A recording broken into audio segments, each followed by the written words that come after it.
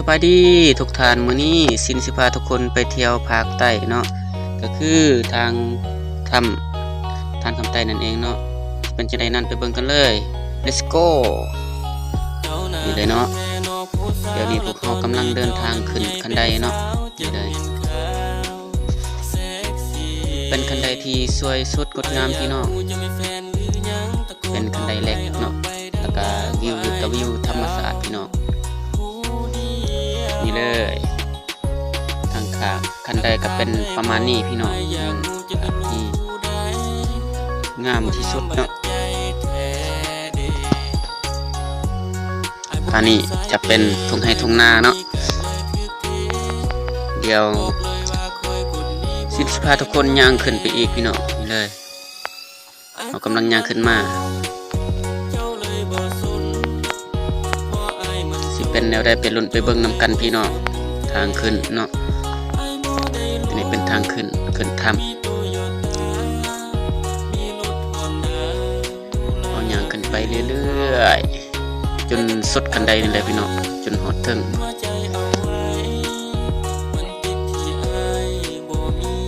นี่เนาะ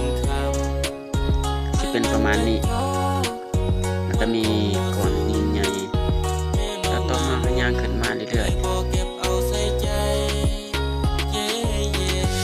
ใครเห็นคลิปนี้แล้วฝากกดไลค์กดแชร์กดกระดิ่งแจ้งเตือนให้ซินเด้อเพื่อเป็นกำลังใจสร้างผลงานต่อละกายเฮ็ดคลิปต่อเนาะอันนี้จะเป็นทุ่งไร่ทุ่งนาคือเก่านี่เลยแล้วก็ขอโทษขออภัยนำทุกท่านหลายๆเด้อที่ภาพบ่ชัดเนาะแล้วก็บ่แจ้งเพราะว่าจะเป็นกล้องโทรศัพท์เนาะบ่แม่นกล้องที่เขาเจ้าถ่ายเป็นกล้องใหญ่ๆเนาะอันนี้จะเป็นเพื่อนเนาะเพื่อนพักเฮาย่างไกลไปไกลมาเวลาเฮาเมื่อยเนาะเฮาสามารถนั่งพักในนี้ได้เนาะหรือหลบฝนตกไปสั่งเนาะมันมีห้องน้ำแล้วก็มีเฮือนนะครับมาเบิ่งข้างในพี่น้องนี่จะเป็นโซนนั่งเนาะบ่นั่งพักผ่อนสามารถนั่งกินนี่กินนั่นได้เนาะแล้วก็มีเตียงนอนพักผ่อนเนาะตะกี้เขาเอิ้นว่าเป็นค่ายเนาะแต่เดี๋ยวนี้มันจะ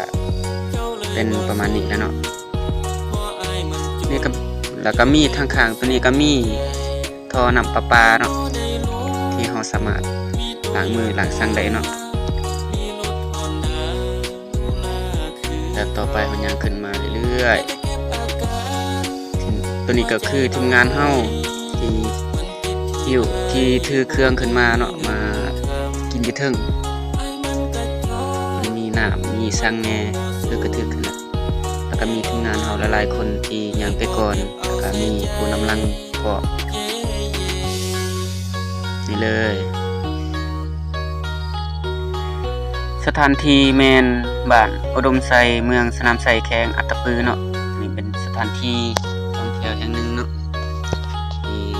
งามเนาะที่สวยสดงดงามคือเราเห็นในภาพนี่แล้วเนาะถ้าว่ากองงามกองใหญ่คือของก็เจ้าเคยถ่ายเนาะมันจะงามกว่านี้เนาะอันนี้สินเอากล้องโทรศัพท์มาถ่าย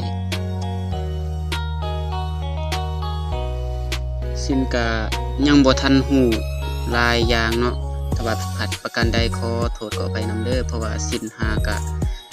ขึ้นมาครั้งแรกเนาะในชีวิตเนาะสถานที่นี้เนาะ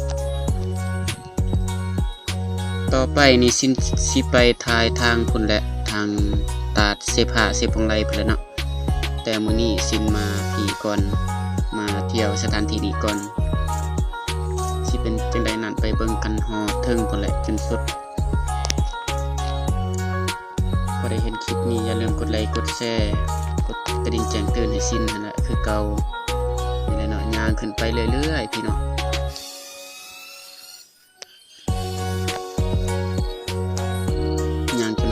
คันไดพุ่นละนี่เลยนะอันนี้ก็คือทีมงานเฮาคือเก่าเนาะ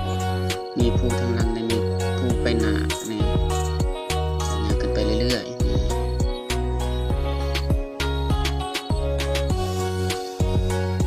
ก็มีคนนึงนั่งอยู่ทางหน้าเนาะอยู่ปากถ้ำเนาะอันนี้เนาะเป็นโซนนั่งปากถ้ำเนาะอันนี้นี่เลย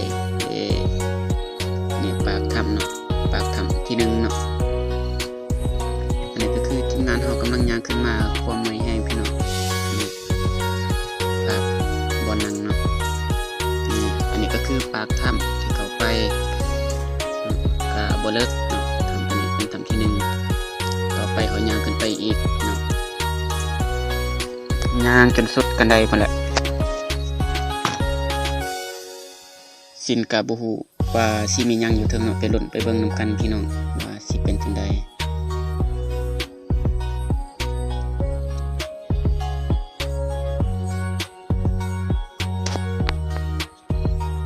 นี่เนาะทีมงานความเมื่อยยางจนยางคอยขึ้นไปจนขาลอยพี่น้องยางขึ้นไปเรื่อยๆจนสุดพุ่นแหละ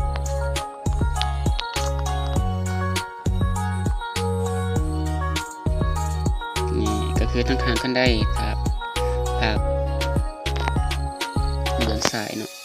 ภาพที่ธรรมศาสตร์เป็นธรรมศาสตร์อีหลีเขาตกแต่งมีแต่คันไดเนาะช่วงนี้เนาะเขาเฮ็ดคันไดแหลกใหม่ๆเลยเนาะ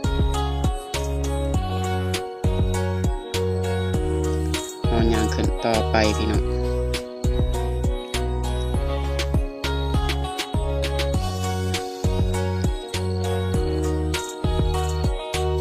ก็มีคนยางอยู่กลางคันไดเนาะ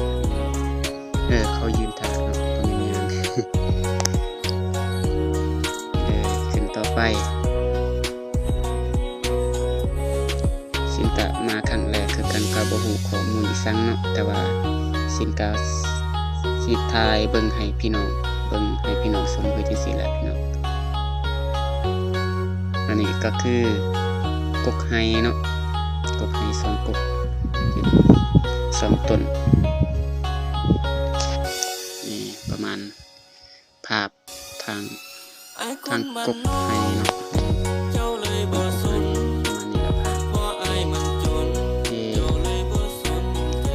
ก็คือประมาณนี้พี่น้องแต่เขาย่างขึ้นต่อไปพี่น้อง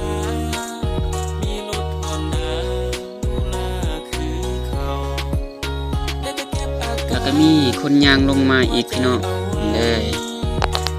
ก็มีสถานที่นี้มีผู้ขึ้นผู้ลงตลอดเนาะ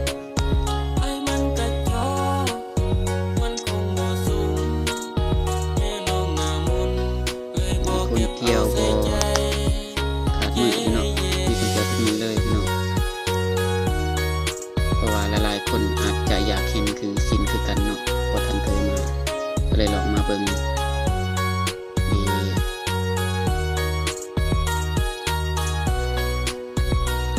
สิพยายามถ่ายจนสุดไปแล้ว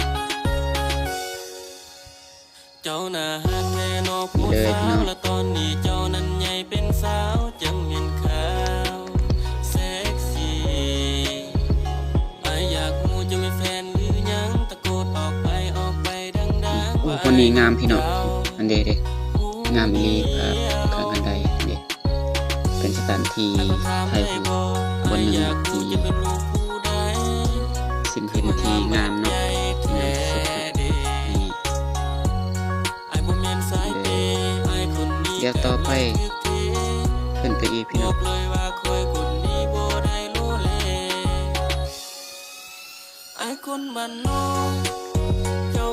อีกอย่างสินตอนขึ้นมาเขาก็ได้อ่านป้ายมันจะถ่ายรูปเบิ่งคือเลยบ่รู้ข้อมูลหลายอย่างเนาะการใดขอโทษขออภัยนำเด้ออันนี้สถานที่บ่หนึ่งที่ภาคธรรมศาสตร์กับก้อนหินใหญ่เนาะสถานที่ไทยอีกบ่หนึ่งเนาะภาพที่สวยๆงามนี่เลยพี่น้องนี่ภาคธรรมศาสตร์อีหลีพี่น้อง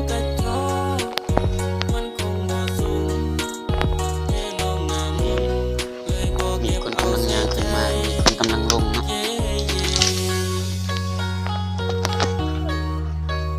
นี่เลยงามอีหลีพี่น้อง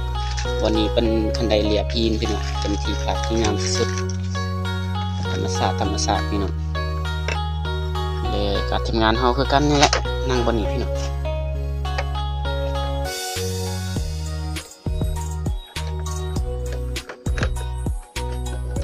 เดี๋ยวย่างขึ้นต่อไปอีกนี่ภาพที่สวยงามนี่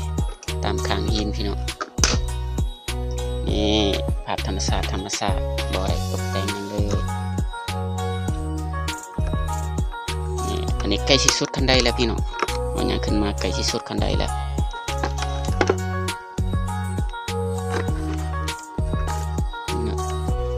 ใกล้สุดแล้วพี่น้องเดี๋ยว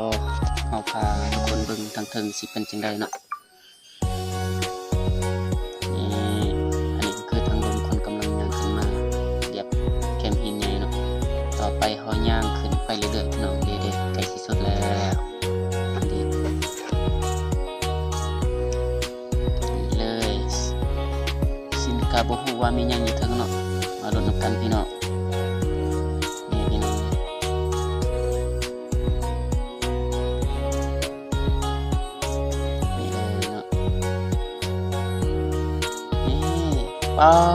งามพี่น้องงามอีหลีเห็นทงไห้ทงหน้าส่วนทางพี่น้องเป็นระเบียงเนาะเขาเฮ็ดระเบียงสีแดงเนาะนี่มาเบิ่งนำกันพี่น้องงามอีหลีพี่น้องงามแท้งามว่าพี่น้องเป็นภาพที่สวยสดงดงามพี่น้องอันนี้ก็คือบ่อนจอดรถพี่น้องบ่อนจอดรถใหญ่บ่อนก็มีบ่อนจอดรถใหญ่บ่อนจอดรถจักรเนาะแล้วก็มีบ่อนพากพร้อมค่าพากก็บ่แพงพี่น้องรถจักรคันหนึ่ง 5,000 กีบเนาะรถใหญ่คันหนึ่ง 15,000 กีบเท่านั้นพอใดบ่ทันเคยมานะอย่าพลาดเด้อพี่น้องห้ามพลาดเด็ดขาดเป็นภาพที่สวยงามพี่น้อง